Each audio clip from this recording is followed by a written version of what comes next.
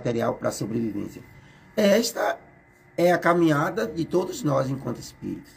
Então, quando estivermos nessa ótica espiritualista, espiritual, não necessitaremos mais do arcabouço material para existirmos, porque a vida do espírito, ela não precisa de arcabouços mais materiais. Quanto mais evoluído o espírito, menos necessidade de coisas materiais. Nessas interseções, nesses intervalos, os espíritos, na erraticidade, e a erraticidade é que eu trago como um intervalo mais ou menos longo entre um processo reencarnatório e outro, ele precisa ainda de perceber, do ponto de vista sensório mesmo, físico, as coisas do mundo material, para que eles paulatinamente se desprendam das coisas materiais. Então, a justiça social é um processo para a evolução do espírito. E a inteligência humana e as coisas que são cedidas por empréstimos ao indivíduo, elas servem de evolução do próprio indivíduo. E a gente então tem gente que agradecer. A gente tem a agradecer por essa canção que eu trouxe, pelo ar que eu respiro, que ainda está aqui, a chuva que cai lá fora, e eu ainda insisto, estar preso à internet. Vou pegar o violão aqui. Vocês me dão licença para pegar o violão? Sim.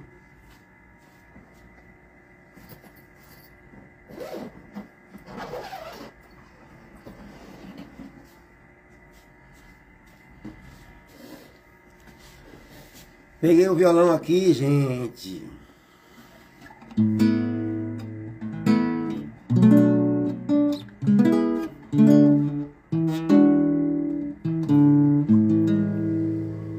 Vamos ver o que vai sair aqui, gente? Deixa eu me ligar aqui o outro microfone para tocar pro violão.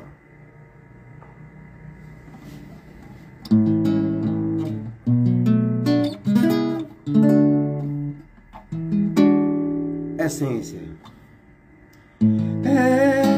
O sol ainda nasce. Eu já nem lembrava mais. Tanto corre-corre no nosso dia a dia. Passei pelo meu filho, não vi se ele sorria ou chorava.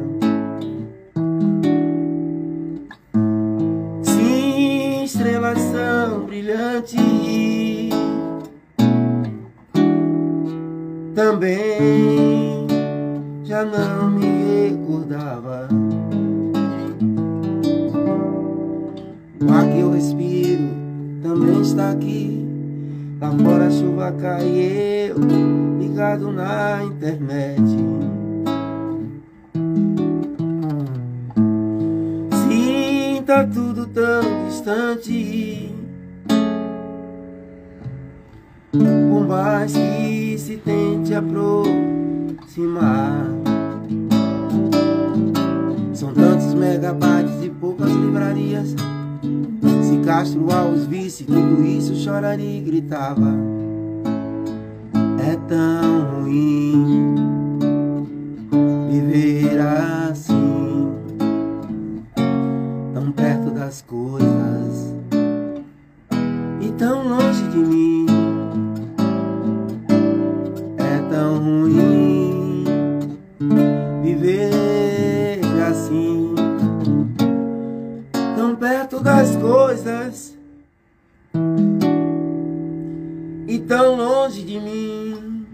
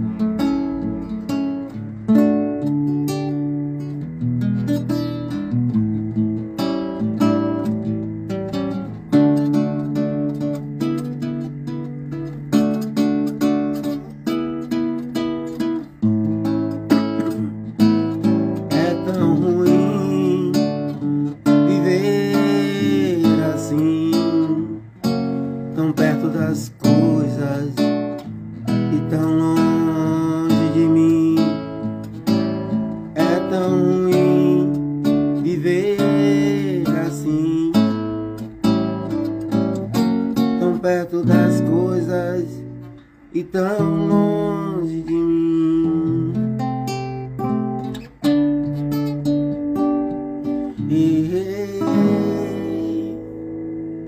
Essência. Essa é uma música reflexiva, eu sempre trago ela. Vocês já estão... Essa música foi feita em junho de 2010 e ela é atualíssima, né?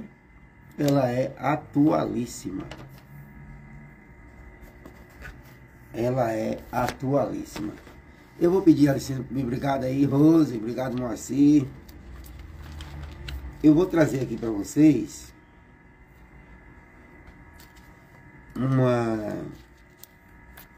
um outro poema. Tem um cadernozinho de poemas aqui que eu de vez em quando declamo, né? O pessoal diz que eu sou poeta. Eu não me considero poeta, não. Meu amigo João Lopes e o meu amigo Raimundo Almeida fizeram até uma proposição para eu participar lá da Alada. Eu digo, rapaz, eu não me considero poeta, não, mas eu faço alguns rabiscos aí que a intuição às vezes me traz. Mas tem muita gente boa lá, muita gente que tem esse tino, que tem essa... Ele, mas é no campo das artes. Pô, eu me acho ainda um mero aprendiz, eu quero aprender com eles, né? Então, vamos ver, vamos trabalhar essa ideia para ver o que é que nos chega aí futuramente. Vamos amadurecer a ideia, né? Eu trago esse poema aqui quando eu falava de Deus como consciência, né? Deus é aquele ou aquilo a quem nós, e na perspectiva de que é Deus, é aquilo a que eu não consigo mentir. Eu consigo pedir para Rosemary, para todos que estão aqui, para qualquer um indivíduo e até para Moacir. Olha, rimei aqui, né? Mas eu não, por mais que eu me esforce, com toda a minha experiência, eu minto para todos esses indivíduos, menos para minha consciência. Então Deus é algo a quem eu não consigo mentir. Eu não consigo mentir para minha consciência. Logo, minha consciência é Deus. E aí eu ouvia uma música, muito conhecida de todos nós, que ela diz mais assim, que ela diz assim, ninguém explica a Deus, né? Lembra dessa música? Lembra, né? Eu comecei a ouvir aquela música, muito bonita a música, realmente ninguém explica a Deus. E aí eu fui mais adiante. Eu digo que Deus não se precisa explicar. E aí eu fiz um poema chamado Autoexplicação. Eu vou pedir licença para vocês para eu recitar aqui. E eu agradeço a vários irmãos meus do Movimento Espírita que participaram da declamação original, né, do vídeo desse poema, Autoexplicação. Foi feito em 3 de março de 2018. Olha, eu acho que é vendo a minha amiga Jéssica ali. Que é mais ou menos assim, ó. Deus não se precisa explicar, né? Se há estrelas no céu, se há rios, se há mar, se há coisas que não fui eu que fiz, Deus não se precisa explicar. Se há uma voz que me alerta no bem que devo fazer, chegue Jéssica, sente naquela cadeira para falar e me ver. Isso aqui não está no poema não, viu, gente? Se há uma voz que me alerta no bem que devo fazer, é a certeza do que é Deus, ligado, que já começo a entender que não há cultivo de flores que resulte em infelicidade, que o amor de verdade é o Deus que está em nós, que Deus é paciência, indulgência, que nos dá liberdade na ação. As consequências das escolhas são nossas como lição.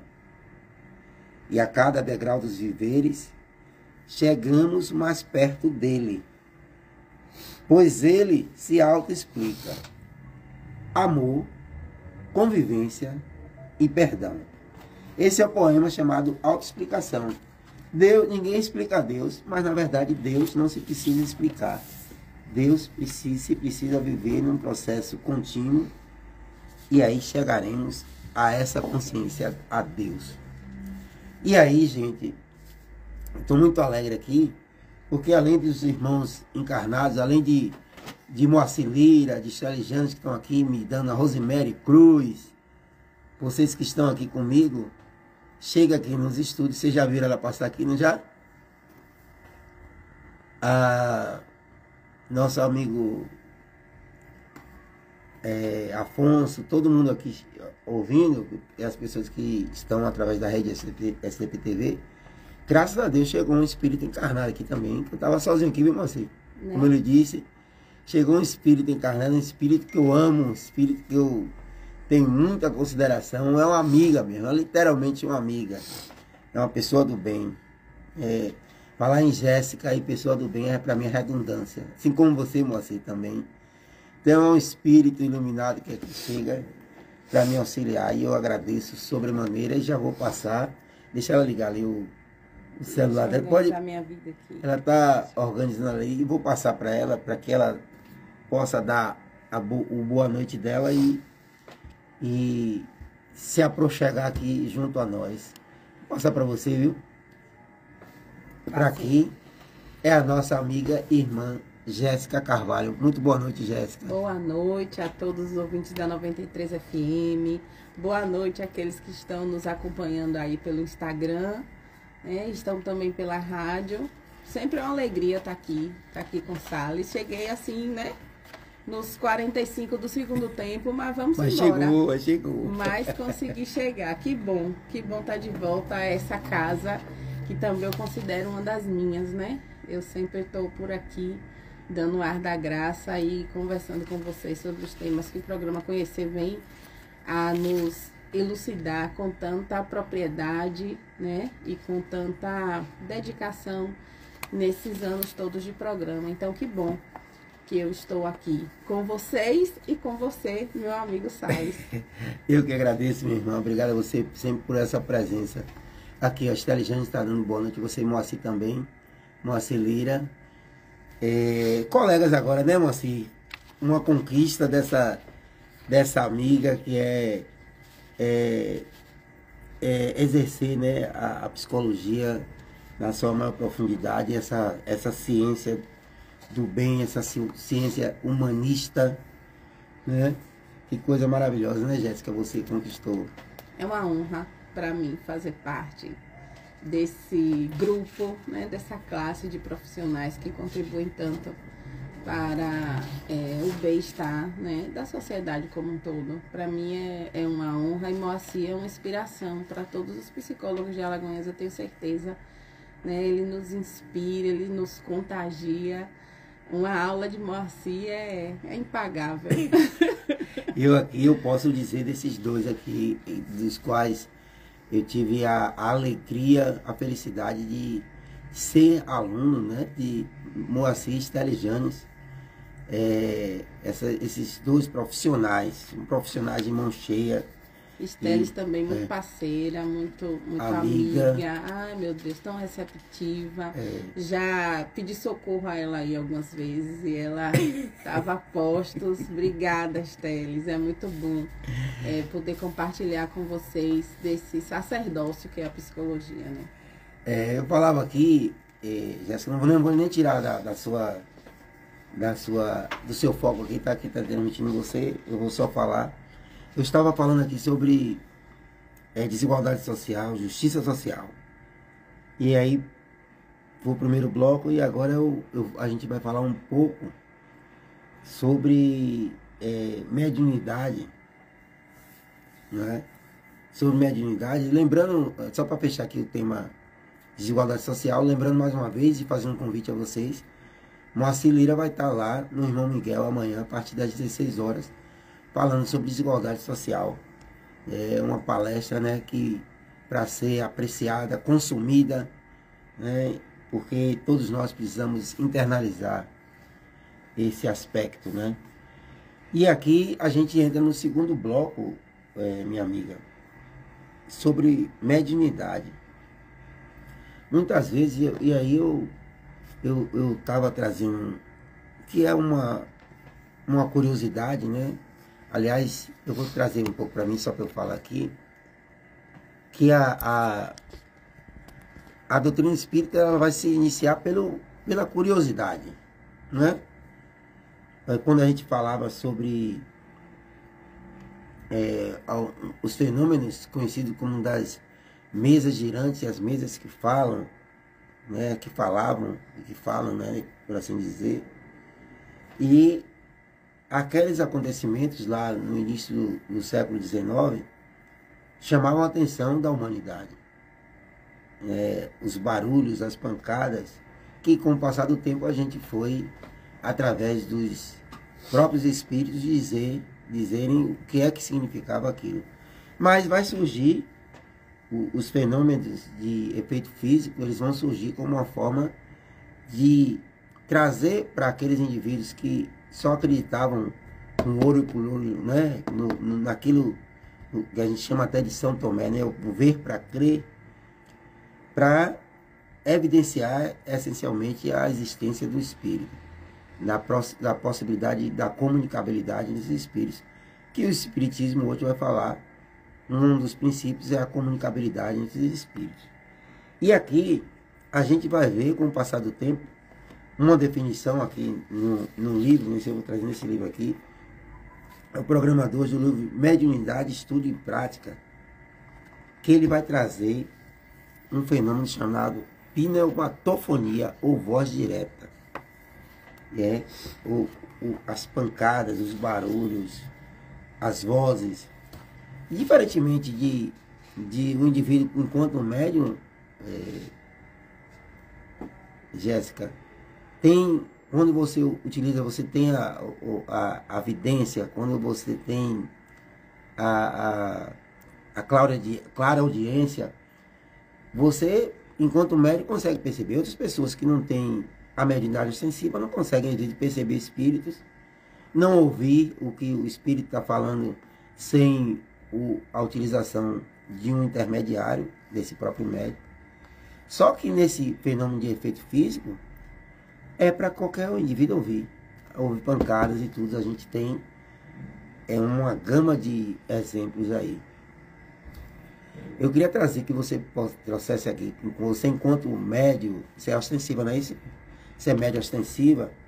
Eu queria que você falasse um pouco sobre esse fenômeno, se você já presenciou, tanto sendo médium, enquanto não médium, com outras pessoas, junto a você, ou se você ainda não presenciou, ou se você, o que você tem a falar sobre essa pneumatofonia ou voz direta, né? Eu vou ler rapidinho aqui, gente, só para poder clarear para vocês que nos ouvem aqui, ó. Diz assim: nos fenômenos de pneumatofonia, os sons surgem no ambiente e são escutados, Jéssica, por quem ali se encontra, não só os médios.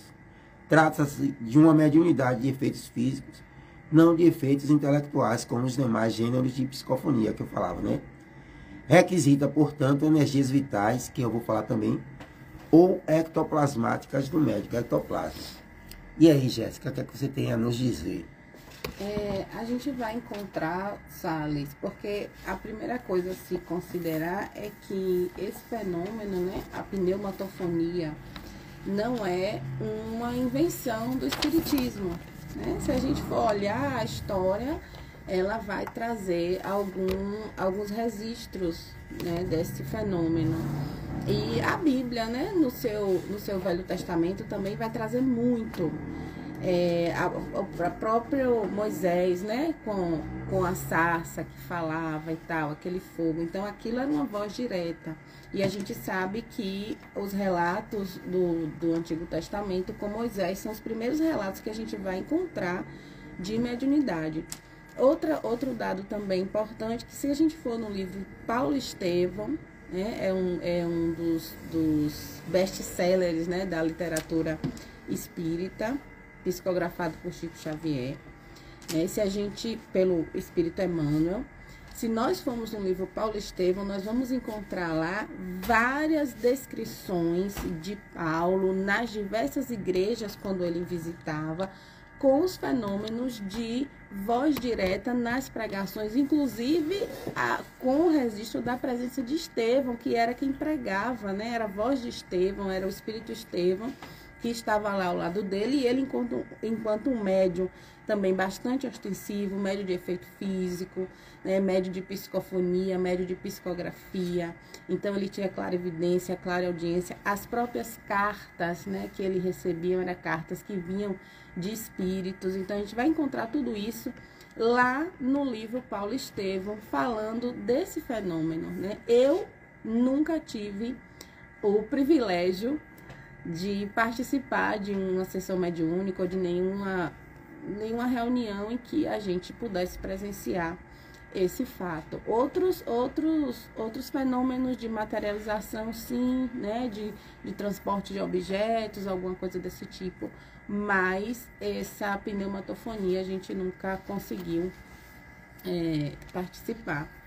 Mas é muito interessante e acontecia muito, né, nos primórdios, vamos dizer assim, do cristianismo, acontecia bastante. Perfeito, é bom você trazer isso para a gente entender que não é uma questão de modismo, não é uma coisa que apareceu agora, não. Na verdade, tudo, isso aí é um crivo meu, tudo já, de um ponto de vista, já existe. Nós temos acesso às coisas à medida que a gente tem essa capacidade de evolução, né? A gente está aqui por a comunicação nas ondas aqui do rádio. Elas estavam aí o tempo todo. O homem descobriu que podia fazer a comunicação através do rádio, assim a gente promove para a internet. Então, as coisas, elas são acessáveis, né? Acessíveis, vamos dizer assim.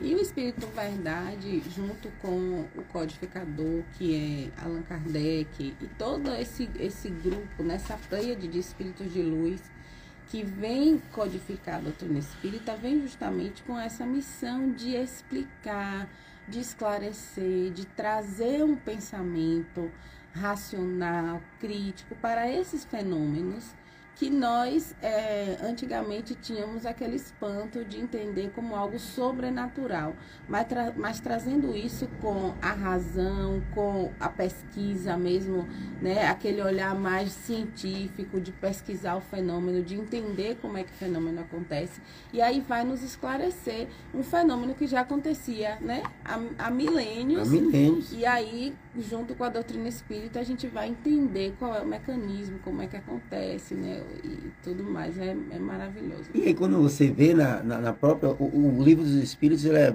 é didaticamente muito bem feito. A resposta de Kardec, eu trouxe até esse inverso, ele diz: os espíritos são criados simples e ignorantes, evoluem no intelectual e moral, passando de uma ordem inferior para outra superior, mais elevada e sem mal, até a perfeição de verdade, onde agora galgam de inalterável felicidade. Então, se ele é criado simples e ignorante, os espíritos estão sendo criados sempre. Sempre. E se existe agora mesmo, Deus cria, não para de criar espíritos. Não cessa. Não é? Não cessa. Então, vamos supor que, na nossa ótica do tempo, Deus tenha criado há milhões de anos um espírito. Esse espírito, do ponto de vista das encarnações, já está super elevado, então ele já teve informações. Outro crivo meu, eu digo que o livro dos Espíritos, ele é feito em edições.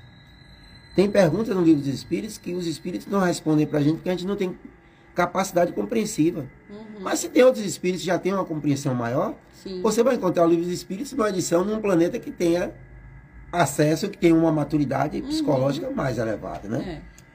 E aí, o que Kardec diz aqui, uma coisa interessante, viu, Jéssica? Ele diz o seguinte, que é a cautela que a gente tem que ter, para a gente não confundir os sons, né, provocados por espíritos por questões mesmo da própria matéria. O que é que ele diz? Esclarece, já que os espíritos podem produzir ruídos e pancadas, podem igualmente fazer que se ouçam gritos de toda espécie e sons vocais que imitam a voz humana, tanto ao nosso lado como no ar. Mas É preciso analisar a questão com cautela, alerta ao codificador Allan Kardec, para não sermos facilmente enganados, confundindo sons que são próprios do plano físico com os de origem espiritual, uma vez que os sons pneumatofônicos exprimem pensamentos, o que nos faz reconhecer que são devidos a uma causa inteligente e não acidental. E Kardec complementa assim os seus esclarecimentos. Olha que coisa interessante. Os sons espirituais, ou pneumatofônicos, se produzem de duas maneiras bem distintas. Às vezes, é uma voz interior que repercute no nosso foro íntimo, embora sejam claras e distintas. As palavras nada têm de material. Outras vezes são exteriores e nitidamente articuladas, como se procedessem de uma pessoa que estivesse ao nosso lado.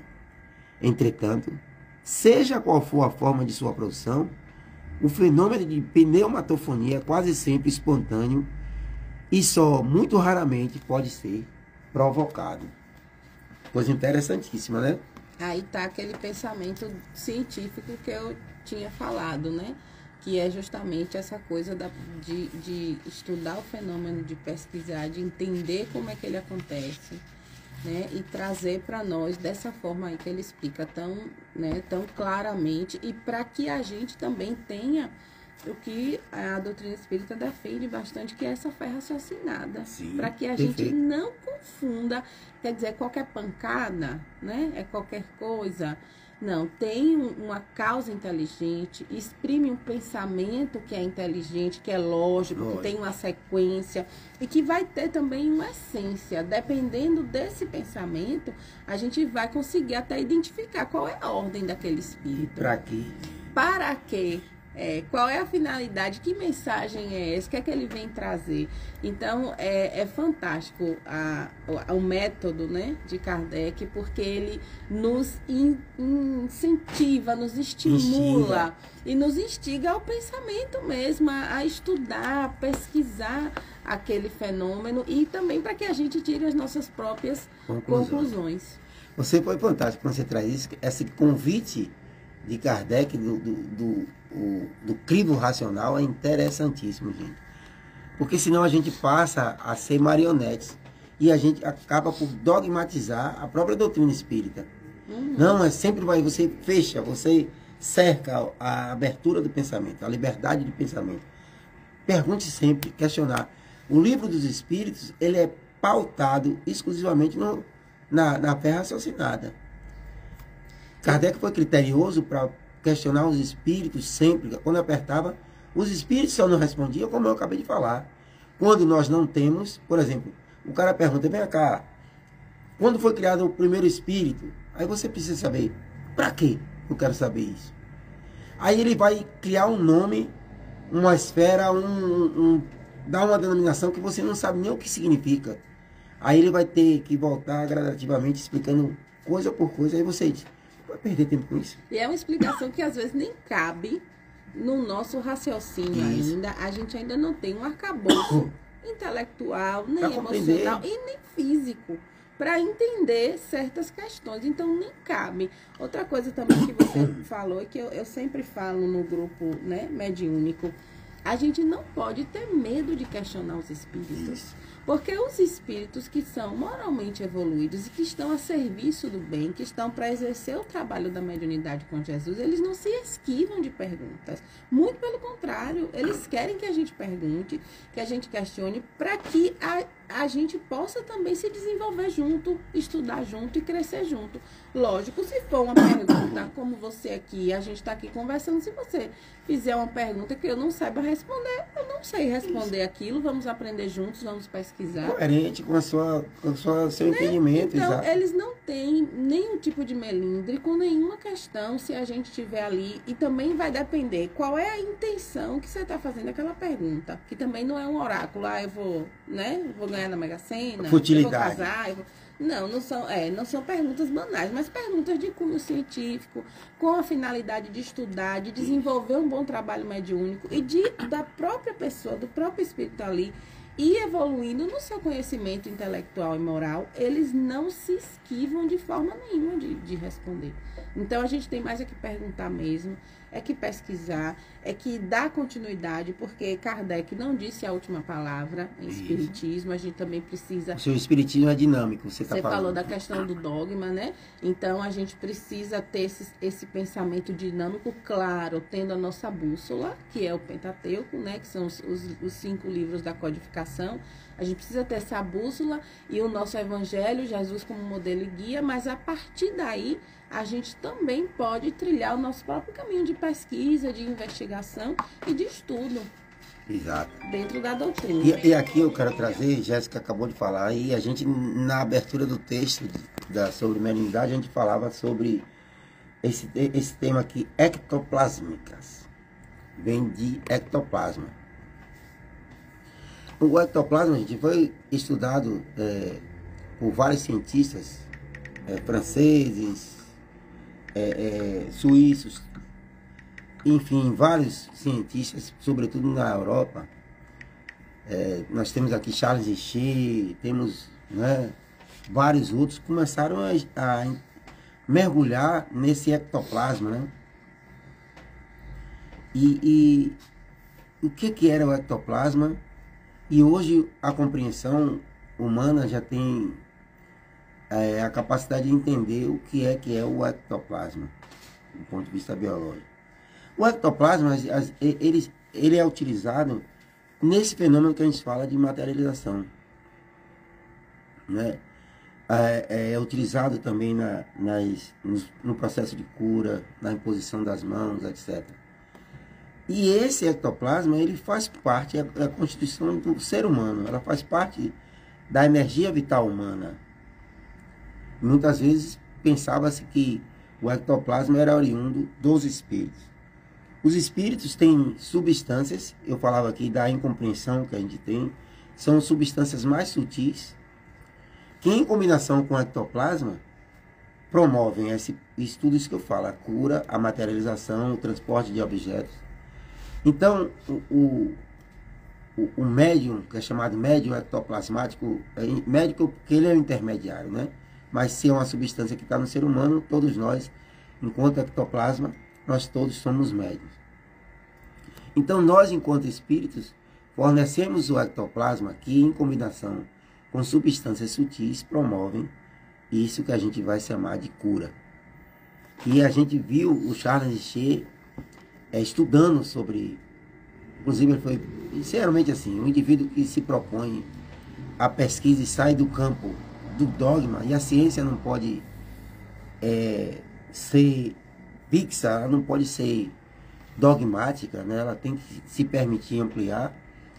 Ele aí, beleza, Estelle? Obrigado aí pela participação, viu? Obrigado. Aí, o ser humano, né, através desse cientista, começam a ter acesso a essa substância ectoplasmática. E aí começa a entender por que acontecem os fenômenos de transporte de objetos. E aí você vê que não é mais aquela mesmice que a gente está, Jéssica, de eu só acredito naquilo que eu toco. Mas se existe átomos, se existem moléculas nesse mundo microscópio, quem somos nós ainda incipientes para discutirmos substâncias que a gente invariavelmente vai descobrindo com o passar do tempo? Se há 600 anos atrás não tinha-se a possibilidade de conhecer a molécula, quanto que o átomo, e por que existe o átomo? Se você dissesse da existência do átomo, Jéssica, há 200, 300 anos atrás, você certamente estaria queimada, feito as bruxas, né? Ou enforcada, ou qualquer regime que fosse lá de sentença. Mas aí, hoje, o cientista que não fala em átomo é um analfabeto científico. O que é que você me diz? É isso. É justamente a gente volta lá para aquele princípio da investigação, né, da gente ter a fé raciocinada, o espírito científico e não fechar nunca uma questão. Hoje minha filha me fazia algumas perguntas e eu dizia a ela exatamente isso, né, Laura, mais velha. Minha filha, duvide sempre, mas não feche, né? Enquanto você não conseguir comprovar, enquanto você não conseguir pensar de uma maneira crítica, né, construindo o seu próprio conhecimento, você vai na dúvida, porque a dúvida são os questionamentos que levam a gente à investigação e ao filosofia é isso, né? Então você duvida, mas você não fecha a questão dizendo que aquilo é impossível, porque nós não sabemos, né? Tantas coisas que hoje a humanidade já avançou. Essa semana eu estava vendo um robô que é feito de fibras muito leves, né? Que imitam o músculo, que conseguem carregar um peso igual, imitam o movimento humano, né? Essas fibras imitam os nervos e ele funciona com água, né? Ele funciona com água, ele tem uma bomba semelhante ao coração. Bomba hidráulica e ele funciona a partir de água. Então, assim, há 100 anos atrás, né? Não precisa nem a gente ir tão longe, 150 anos atrás. Impensável, né? E aí a pessoa, não, isso é impossível, não pode acontecer. Mas a gente precisa deixar sempre as questões, né? Com essa possibilidade, né? E pensando nessa capacidade infinita que o ser humano tem de expandir. Uma coisa interessante também que eu lembrei agora, que foi uma fala, né, de alguém que eu vi também, ela dizendo o seguinte, acho que foi Marina Silva, ela dizendo que não há limites para o que se pode ser, há limites para o que se pode ter, mas para o que se pode ser não há limites. Então, para o que o ser humano pode criar, para o que o ser humano pode conquistar, para as coisas que a gente ainda vai descobrir, que não descobrimos ainda, né? Não tem limites. Então a gente precisa continuar sempre entendendo. E outra coisa também, se a gente for observar a criação, a obra da criação, né? Você falava, quando eu cheguei, tinha um poema, né? Que é de autoexplicar. Autoexplicação, né? Autoexplicação.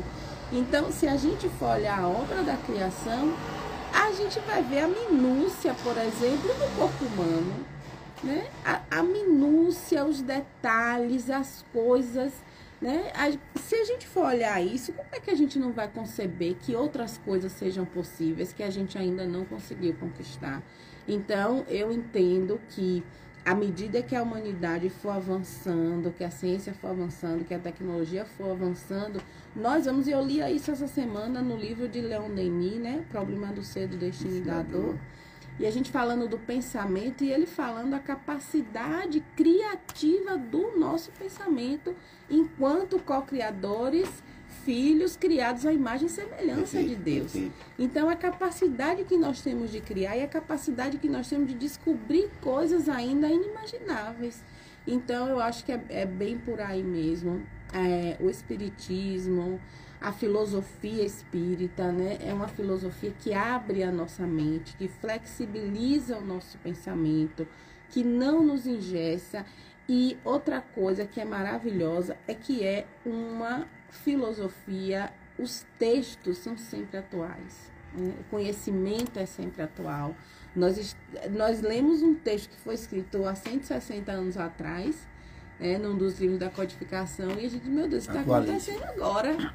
Né? Se a gente for aplicar, isso está acontecendo agora. Então, é tudo muito atual e, ao mesmo tempo, remonta o cristianismo na sua essência, quando ele nasce. No seu aspecto religioso, a doutrina espírita resgata a essência do cristianismo e traz para a gente de uma forma belíssima, abrindo a nossa mente e comprovando, através da mediunidade, através do estudo, né, das manifestações mediúnicas, comprovando o que Jesus veio exemplificar para nós, que é o amor e principalmente a vitória da vida sobre a morte, incondicionalmente. O espiritismo vai matar a morte, né? De forma abundante, né? Isso. A vida que está pulsando no universo inteiro.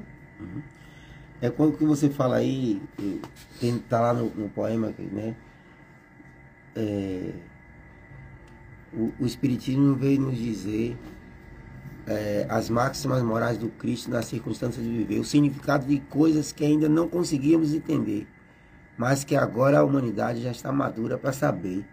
Então, o que a gente iniciou falando é o que a gente complementa, que é uma continuidade, é o acesso à informação cada vez mais, até como forma de a gente finalizar, os espíritos que reencarnam nos trazem, a gente enquanto condutores, a gente falar sobre isso, a evolução desses espíritos que chegam, a gente como condutores, né, desses espíritos no caminho do bem, mas que eles têm informações que vão aflorar do inconsciente rapidinho para que a gente tenha acesso e evolua mais rapidamente.